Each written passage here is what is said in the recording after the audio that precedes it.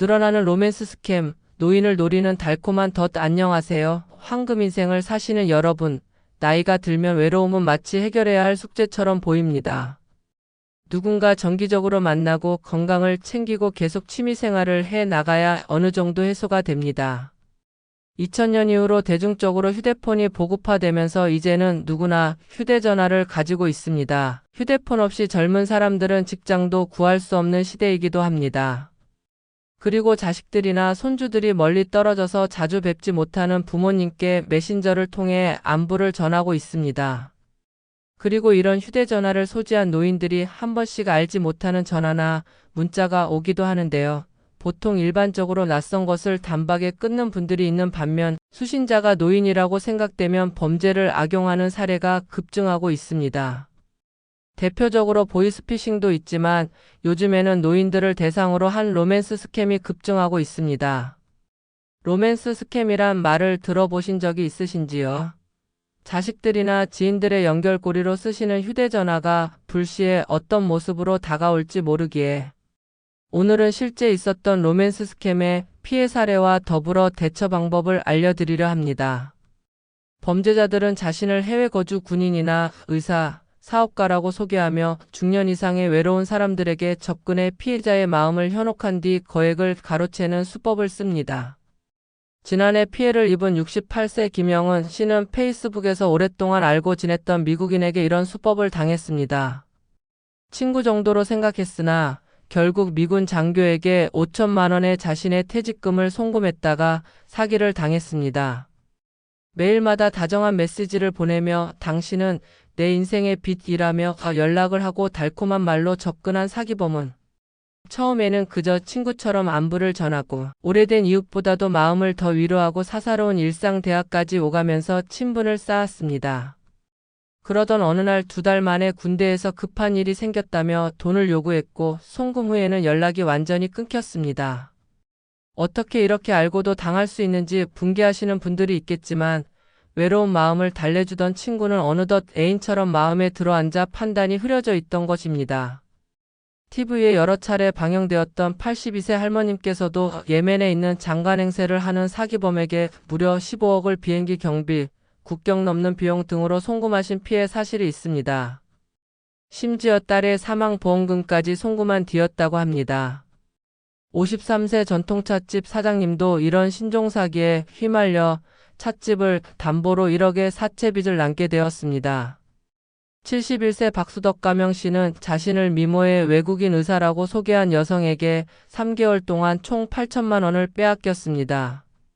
한국에 오고 싶다며 비행기 표값을 요구했고 이후 세관에 걸렸다는 핑계로 추가 비용을 지속적으로 요구했습니다. 로맨스 스캠의 주요 특징은 다음과 같습니다. 첫째, 대부분 해외에 있다고 하면서 직접 만남을 피합니다. 메신저를 보낼 때는 한국말을 잘 모르는 것처럼 번역을 한 듯이 보내며 하루도 빠지지 않고 연락을 해옵니다.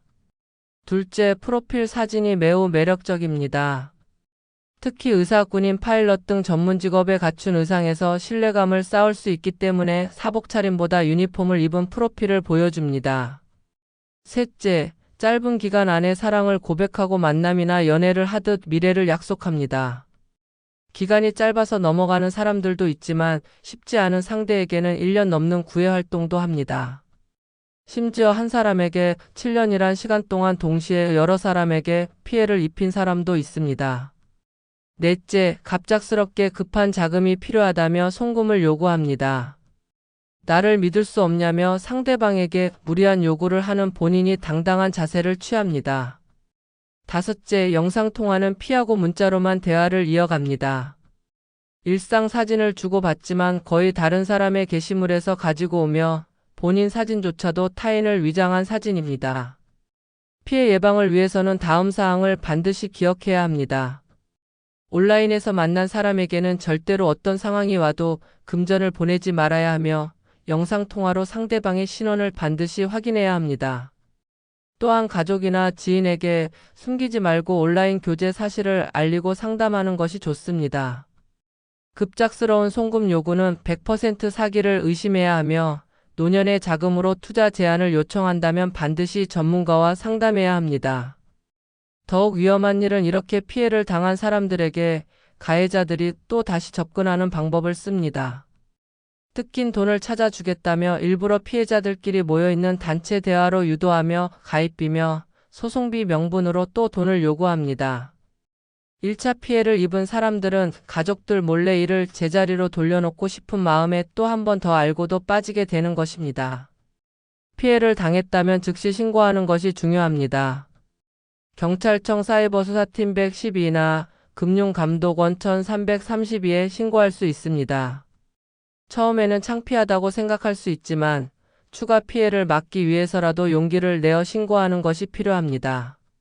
사랑이라는 이름으로 다가오는 달콤한 유혹이지만 피해액이 결코 가볍게 끝나지 않으며 가족들과의 단절로 인한 상실감, 노후에 맞은 자책감 등으로 그 끝은 씁쓸한 상처로 남습니다. 노년의 외로움을 노리는 이러한 범죄에 대해 경각심을 가지고 가족들도 어르신들을 더욱 세심하게 살펴야 할 때입니다. 평생 모은 재산을 하루아침에 잃지 않도록 항상 신중한 판단이 필요합니다. 젊은 시절 많이 배웠어도 재산을 많이 가졌어도 노후에 찾아오는 외로움은 누구도 피해 갈 수 없습니다. 노후를 건강하고 외로움을 달래는 방법을 현명하게 익혀두시고 더 이상 이런 피해를 입지 않도록 주변 사람들에게도 많이 공유 부탁드립니다. 황금 인생을 만들어가는 오늘 이 영상이 마음에 드셨다면 좋아요, 구독 부탁드립니다. 다음 시간에도 세상을 살아가는 유익한 정보로 찾아뵙겠습니다. 청취해주셔서 감사합니다.